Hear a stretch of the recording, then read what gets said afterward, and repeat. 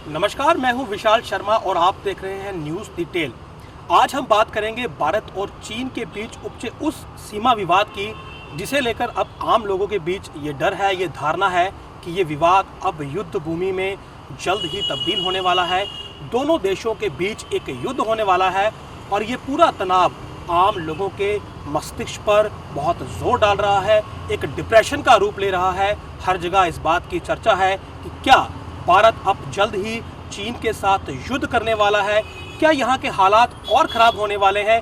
और ये सब उस वक्त हो रहा है जिस वक्त देश के आम लोग, देश के युवा पहले से ही कोरोना वायरस के चलते डिप्रेशन में है, स्ट्रेस में है, उनकी नौकरियां जा चुकी हैं और ऐसे में अपने आप को सहज महसूस करवाने की बजाय वो अब न्यूज़ चैनल्स पर लगातार चलने वाली खबर देखकर इस बात से खौफजदा हैं, इस बात से परेशान हैं कि अब उन्हें कोरोना वायरस से लड़ाई अलग जीतनी पड़ेगी, मगर भारत चीन के बीच होने वाली लड़ाई के लिए, इन दोनों देशों के बीच होने वाले युद्ध के लिए तैयार भी रहना पड़ेगा। और ये तमाम परिस्थितियां हमारे देश के युवा, हमारे देश के बुजुर्ग, तमाम लोगों के मस्तिष्क में डिप्रेशन का रूप ले रही हैं, जो कि काफ़ी खतरनाक साबित हो सकता है। दरअसल हमारे पास कुछ लोगों के फ़ोन कॉल्स लगातार आ रहे थे, लोग हमसे संपर्क साध रहे थे और हमें ये कहा गया कि हम इस पूरी खबर पर एक सटीक विश्लेषण करें, आम लोगों को ये बताएं कि क्या असल में भारत और चीन अब युद्ध की तरफ आगे बढ़ रहे हैं, क्या उन्हें युद्ध का सामना करना पड़ेगा, ताकि लोगों के मस्तिष्क पर पड़ने वाला ये डिप्रेशन कम हो या फिर उन्हें असल स्थिति का ज्ञान मिल सके, उन्हें ये अनुमान लग सके कि देश के असल हालात क्या हैं, सीमा के असल हालात क्या हैं। हमारे संवाददाता योगेश सगोत्रा, जो कि लगातार उसी क्षेत्र से रिपोर्टिंग करते रहे हैं जहां का ये पूरा मसला है, और आज इस शो में हम योगेश से भी बात करेंगे, उनसे ये जानने की कोशिश करेंगे कि असल में ग्राउंड सिचुएशन क्या है, वहाँ की जो टेरेन है वो कैसा है और भारतीय सेना जो है वो किस स्थिति में है।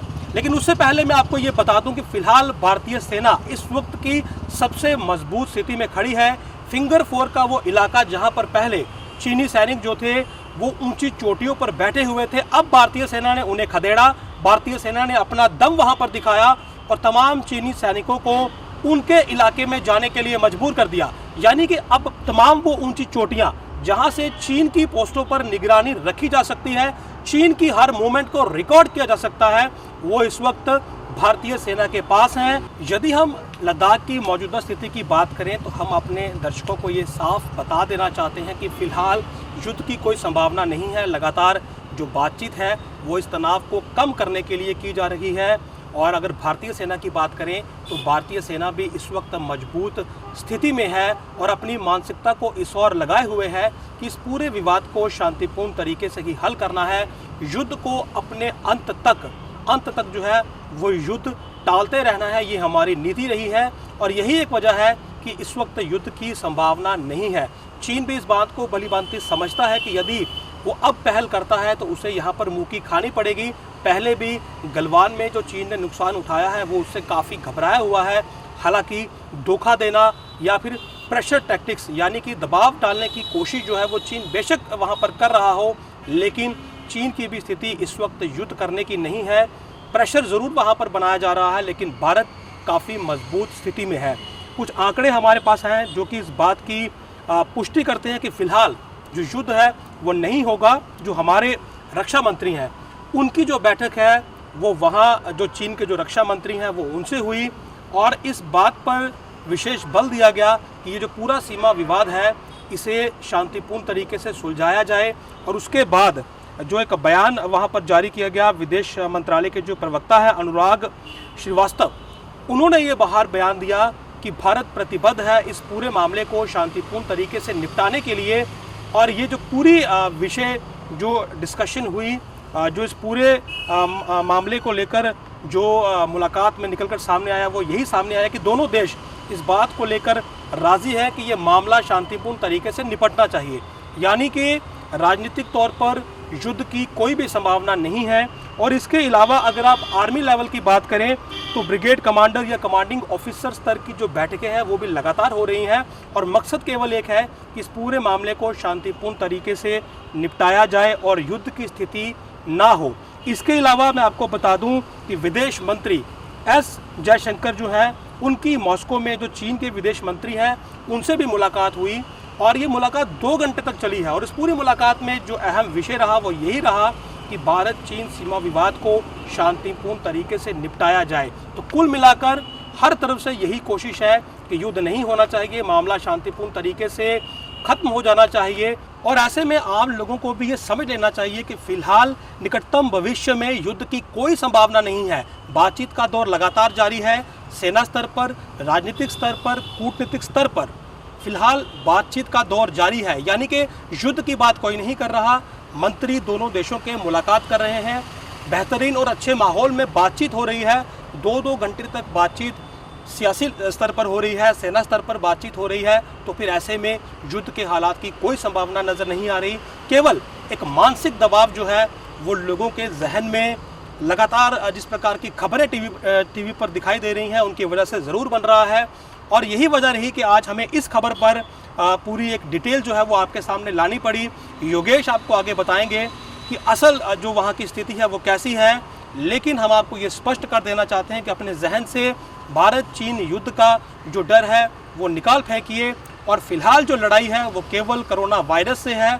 हमें फिलहाल कोरोना से लड़ना है, कोरोना से जीतना है, जबकि चीन के लिए भारतीय सेना वहाँ पर बैठी हुई है और एक बार पहले सबक सिखा चुकी है। और यदि दोबारा धोखा देने की कोशिश की या फिर हिमाकत करने की कोशिश की तो सबक फिर से सिखाया जाएगा, मगर युद्ध की कोई भी संभावना फिलहाल नहीं है। भारत और चाइना को समझना होगा तो उनकी सीमा को समझना होगा। ये सीमा वैसी सीमा नहीं है जैसे हम भारत और पाकिस्तान की सीमा देखते हैं, फेंसिंग हुई है। ये सीमा एरिया ऑफ परसेप्शन के हिसाब से है, जो लाइन ऑफ एक्चुअल कंट्रोल है। हमारा अगर परसेप्शन है कि हम फिंगर 8 तक जा सकते हैं तो हम जाते हैं। अगर चाइना समझता है कि वो फिंगर 4 तक आता है तो वो आता है। एक अंडरस्टैंडिंग है अपने आप में। ऐसी ये सीमा है, जो विवाद उन पर है वो विवाद भी इसी वजह से उन पर है। लेकिन जब 1962 में भारत और चीन की लड़ाई हुई थी तब एक नारा था कि जो भारतीय फौजी हैं उनका हौसला कम नहीं होता। तो तब हमारे पास इक्विपमेंट कम था पर हौसला बहुत तेज़ था, जिससे हमने बहुत उनको नाकों चने चबाए थे। लेकिन अब की जो स्थिति है 2020 की, हम कह सकते हैं पिछले 10 साल में इतनी डेवलपमेंट हुई है बॉर्डर रीजन में, इतनी ज़्यादा वहाँ पे इंफ्रास्ट्रक्चर क्रिएट हुआ है। हम BRO की बात करें वो दिन रात काम कर रहा है। और स्ट्रेटेजिक लोकेशन जहाँ पे हम पहले बाय एयर भी नहीं जा पाते थे ढंग से, वहाँ पे एयर स्ट्रिप बन गई हैं। मैं कुछ लोकेशंस के नाम नहीं लूँगा क्योंकि ये हमारे देश के लिए मतलब सही नहीं है कि अगर मैं किसी लोकेशन का नाम लूँ। जहाँ हमारे पास पहले एयर स्ट्रिप नहीं थी, जहाँ पे चॉपर एक लैंड नहीं कर पाता था, वहाँ पे आज एयर स्ट्रिप है। और वहाँ पे हमारे क्लास 17 के जो एयरक्राफ्ट्स हैं वो उतर रहे हैं, उनकी एक्सरसाइज हुई है। और जो जहाँ पे हम बाय फुट नहीं जा सकते थे वहाँ पे क्लास 70 के रोड्स हैं जहाँ पे हम मैकेनाइज्ड आर्मी अपनी मूव कर सकते हैं किसी भी समय। हमारे पास ब्रिगेड्स वहाँ पे इतनी ज़्यादा है। अभी जो रिसेंट दिनों में हुआ है वो 2 से 3 गुना वहाँ पे जो डिप्लॉयमेंट है वो बढ़ गई है।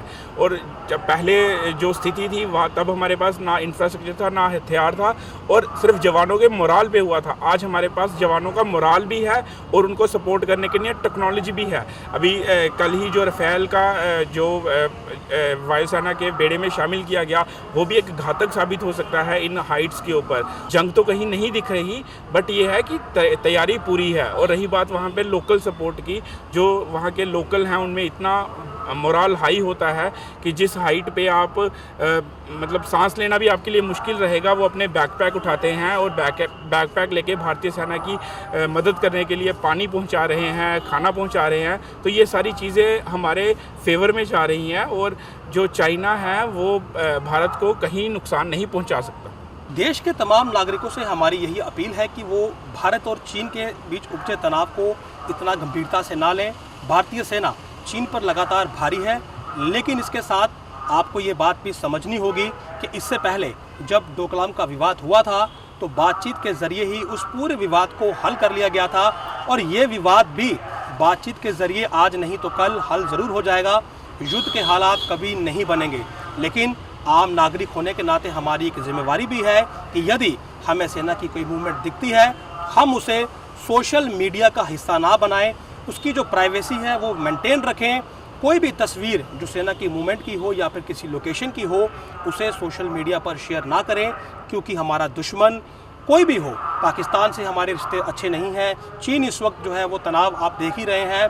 हो सकता है आपकी एक तस्वीर हमारे दुश्मन के काफ़ी काम आए।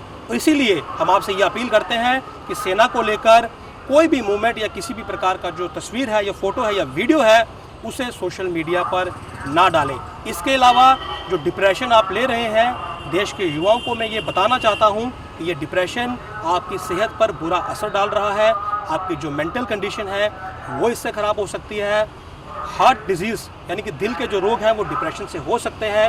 आपकी जो पर्सनैलिटी डिसऑर्डर है वो आपको इससे हो सकता है। और यही एक वजह थी कि हमने आज इस खबर पर एक पूरा सटीक विश्लेषण करने की सोची, ताकि जो डिप्रेशन देश के युवाओं को लगातार, एक तो पहले कोरोना से था, दूसरा भारत चीन विवाद पर खबरें देख देख कर डिप्रेशन जो हो रहा है उससे थोड़ा जो युवा है, जो आम लोग हैं, वो बाहर आए और निश्चिंत होकर केवल कोरोना के खिलाफ लड़ाई लड़ें, ताकि देश इस बड़ी महामारी से जल्द बाहर आए।